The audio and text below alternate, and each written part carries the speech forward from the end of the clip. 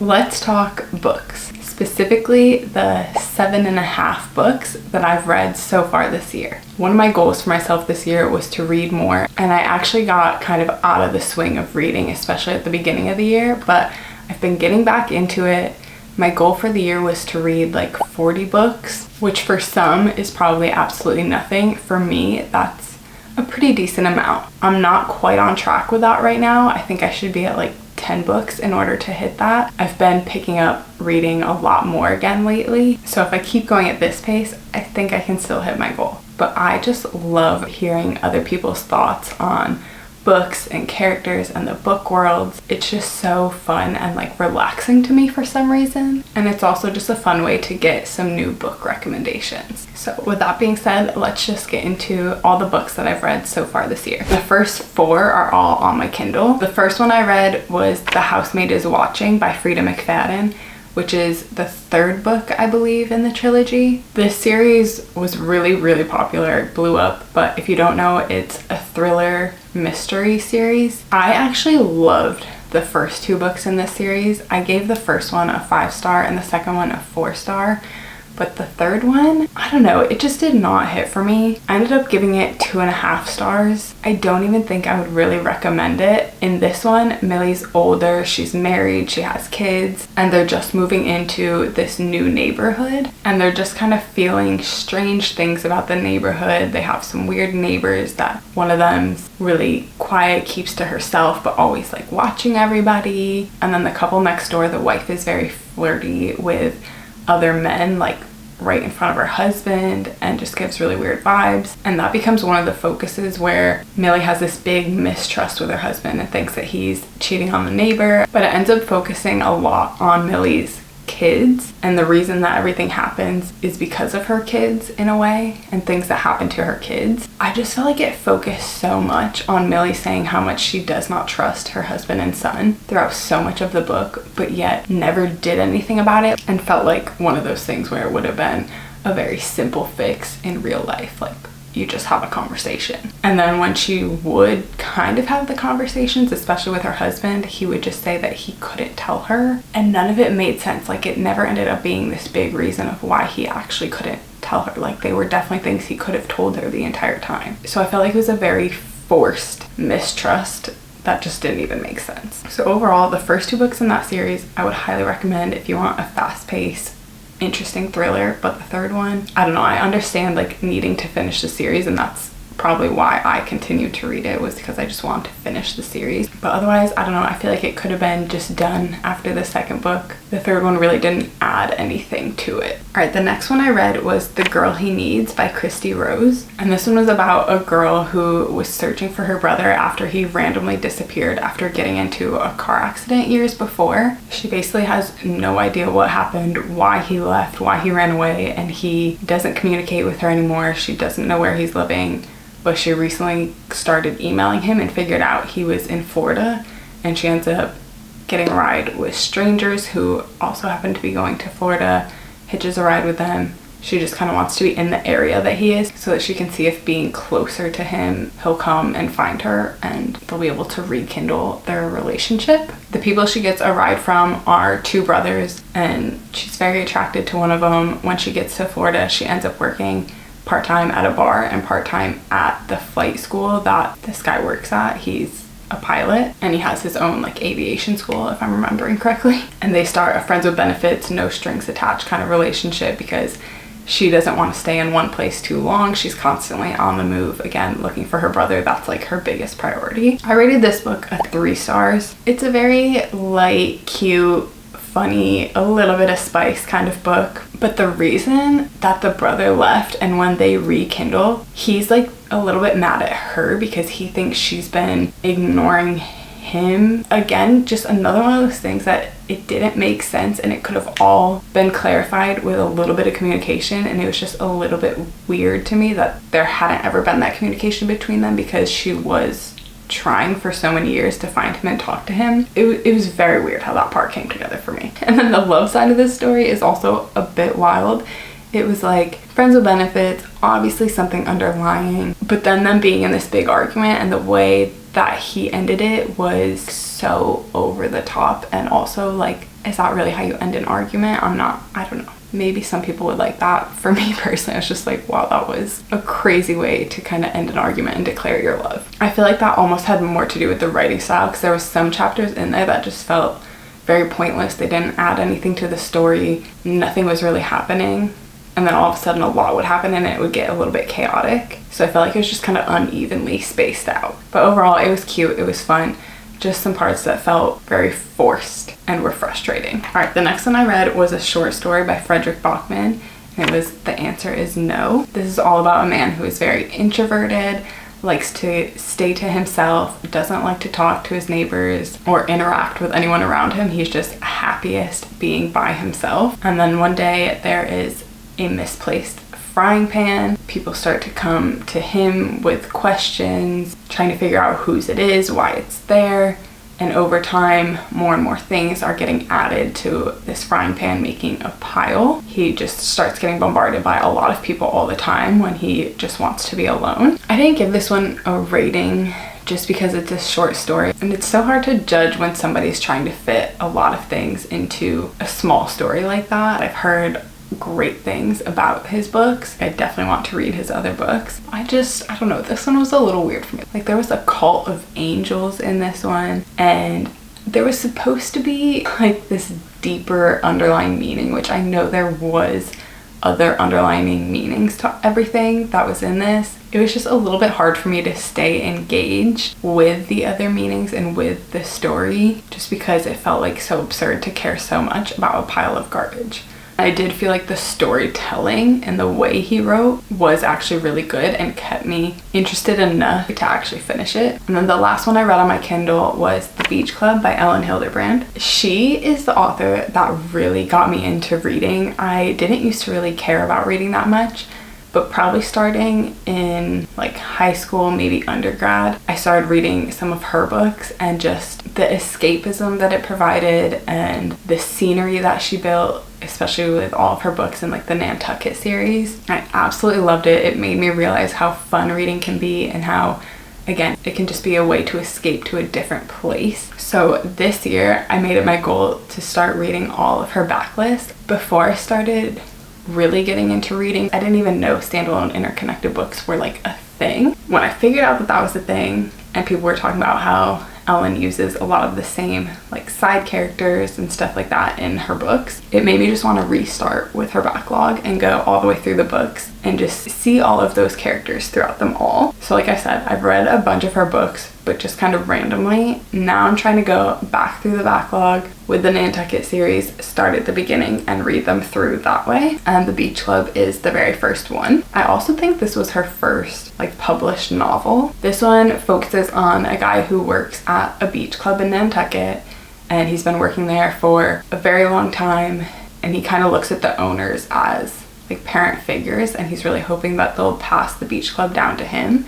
But they have a daughter that they really want to pass it down to. She really doesn't want anything to do with it. She wants to travel, do her own thing. And then there's also the romantic side, where the guy has been with his girlfriend for a really long time. She wants to get married. He's kind of like on the fence, almost acting like because they've been together for so long, it is probably just time. It's like the next step, but he doesn't really seem deeply invested, like actually in love and wanting to marry her. I gave this one 3 stars, probably my least favorite book of hers, but again, it was pretty sure her very first one she's ever published and the first one in this Nantucket series. But I just didn't feel like it was as immersive as her other books are. I didn't feel that connected to the characters. I just didn't really care what they did. Like, I never really felt pulled one way or another with their choices. In a lot of her other books, I feel very connected to the characters, almost like I'm right there with them, or as if it was me in the book. I just feel like she has a way of really pulling you in with her books a lot of times. With this one, I just didn't get that. I didn't feel it. It was definitely still a fun summer read, but yeah, just kept me very like at the surface the whole time. Never really pulled me in. Okay, now we're getting into the actual physical books,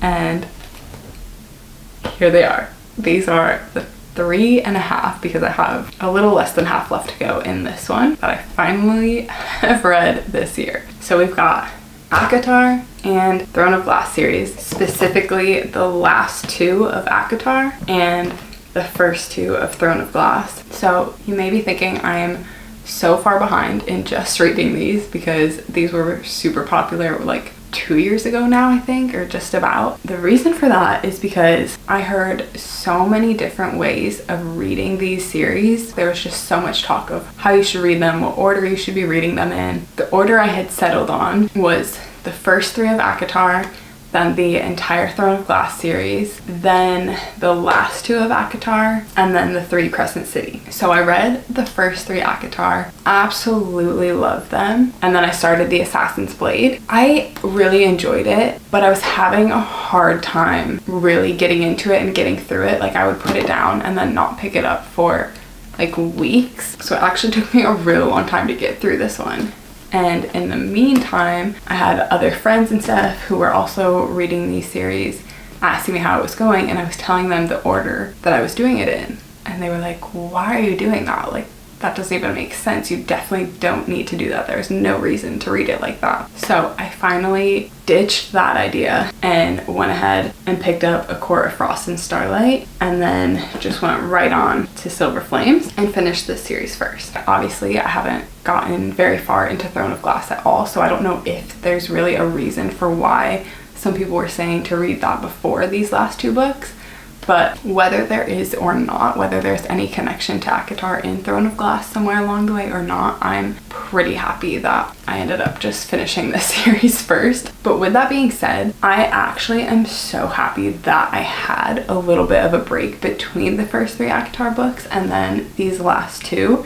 And the reason is because this little novella, which is A Court of Frost and Starlight and is the next one that I read, I would say it's pretty slow paced. There's nothing big happening in this one, and I think if I had gone right to this right after reading the other 3, I would have felt like it was just a bit slow, maybe not even that important to the story. It's really just focusing on like the rebuilding of Valeris, and there's just nothing that significant happening. It's just kind of everything settling down after the war, describing where everyone is, and it's told a little bit from all characters' points of view, mostly Rysand and Fair still, but you do get a little bit of everyone's point of view in this, and then it also seems to kind of wrap up on Rysand and Fair's story and lead into the next story, which is Nesta and Cassian. I also don't know if I'm saying these characters' names right, but this is how I've been reading their names in my head throughout this entire series, so I'm just gonna go with it. But I gave this one 3.25 stars. Obviously, like my least favorite of the series, and that's really just because there's nothing happening. I mean, what do you expect from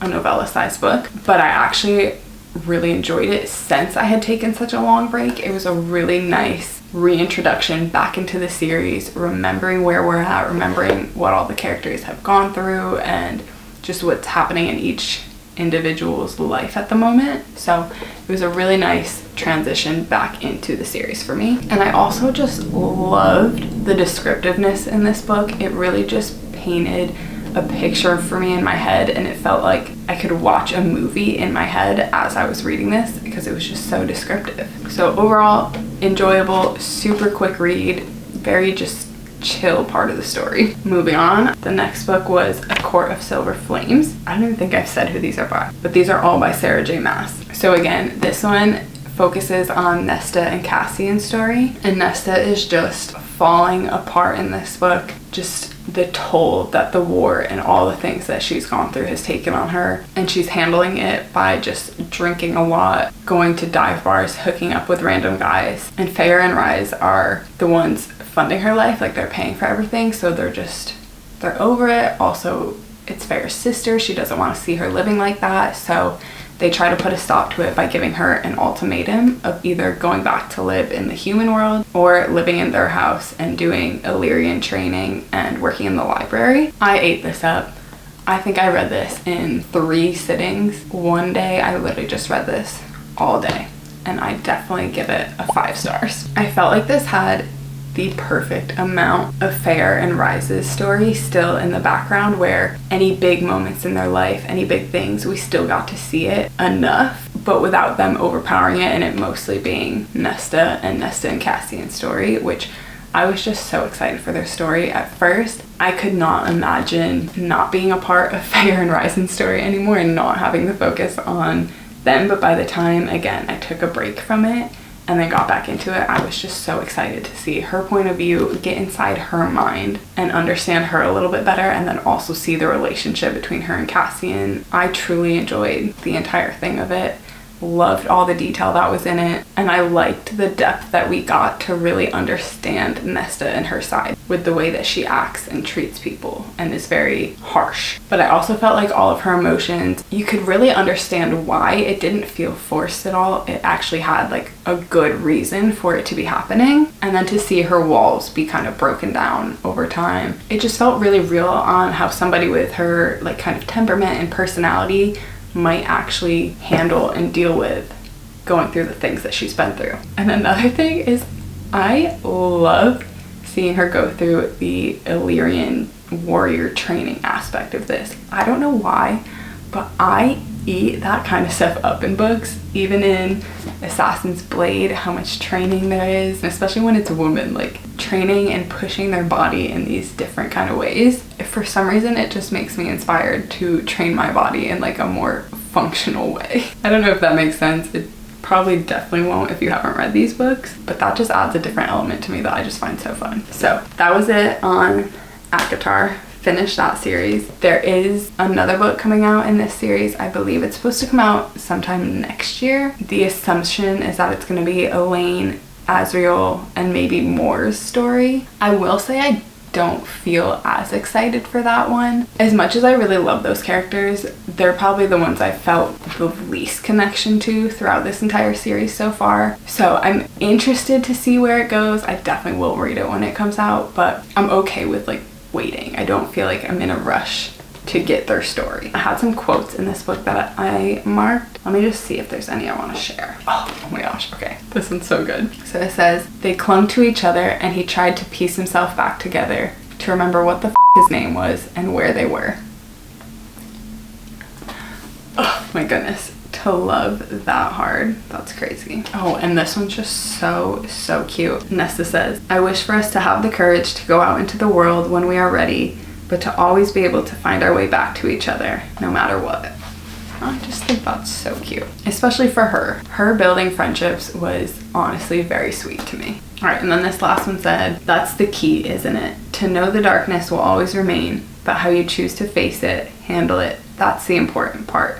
To not let it consume, to focus upon the good, the things that fill you with wonder. And I just feel like that's a quote that everybody can lean on in their life, because everyone goes through some dark moments and some things that they just find hard to get through. I just feel like that's a good quote to lean back on and to remember in those times. All right, now we can move on. If you have read this series and this was not the first book that you read, I don't even understand. I read Assassin's Blade first, and I think I would be absolutely lost in Throne of Glass if I hadn't read this one. This one gives all the background for why everything in Throne of Glass is even happening. Like when I opened this book and started reading this one after this, I started thinking about how some people don't read this one first, and I was like, how would you even have any understanding of what is going on and why this is happening? I don't know. So if you haven't read it, I highly recommend starting with Assassin's Blade. It's just background info. It sets up the entire plot of this series, and you know exactly why everything is happening the way it's happening. So like I mentioned before, I tried to pick this up a long time ago, or I did pick this up a long time ago. I actually started this October of last year, and I just finished it a couple weeks ago because, like I said, I kept putting it down, not really caring to pick it back up. I think I had about a quarter of the book left when I finally picked it up this year and told myself I was going to finish it. So I gave this one a 3 stars. It's not that it's not a good book, and I do, again, think it is so necessary to read this one and to read it first. But this is essentially 5 different novellas in one book about a bunch of different missions that Selena went on as an assassin in the Assassin's Guild, and then how she gets out of the guild and what happens following that. The end of this book made me tear up multiple times. I've done very well at keeping myself sheltered from any spoilers or really knowing anything about what this series is. And I was not prepared at all for what this series really was and what was gonna happen. Throughout the whole middle of this book, I was kind of guessing a lot of things and had my mind set on a way that this series was gonna go, and that was just not at all what happened. And yeah, it kind of threw me for a wrench. And at the end of this, I was almost like, wow, I don't even want to continue this series right now because I'm a little bit heartbroken and nothing that I thought was gonna happen is what's going to be happening. But it all gets better. But yeah, it was just kind of a slow build. The stories were very interesting, but I think that was also part of the reason, since it was split into 5 different novellas, it was really easy for me to just read one, put it down, kind of forget about it. But they were interesting, and again, just an essential part for the world building in my opinion. Let me see if I had any good quotes in here for you guys. Pretty sure I did. Okay, this one was just kind of a funny quote, and it kind of sums up Selena, I think. It says, "As you said, I don't need an introduction. And as for the privilege of seeing my beautiful face, I'm afraid that's something few men receive." She's just such a badass. And then this last quote, I just thought it was kind of sweet and showing like how important Selena is. It says, "And maybe when she makes her next move to reclaim her title, she will remember the assassin from the north and the kindness you showed her, and try to leave fewer bodies in her wake." All right, lastly, Throne of Glass. Like I said, I'm a little more than 50% of the way through it.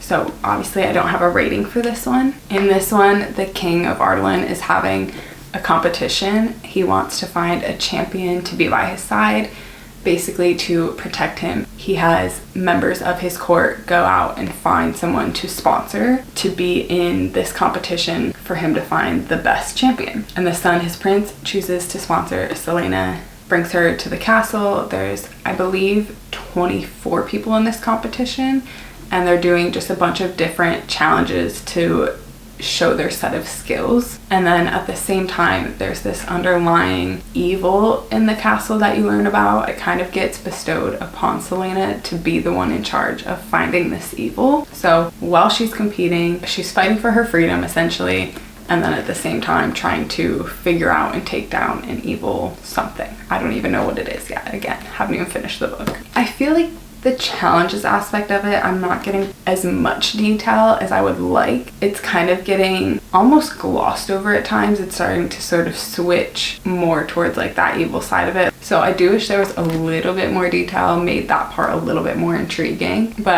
I am liking the direction this is going in and the building of everything. I'm liking the pacing of it. Let me just see if I had any good quotes from this one. Oh, okay. This is actually one thing that I noticed. There was a connection in ACOTAR, but I don't know if it was really meant to be a connection or if it's just because it's the same author and maybe this is just one of her like phrases.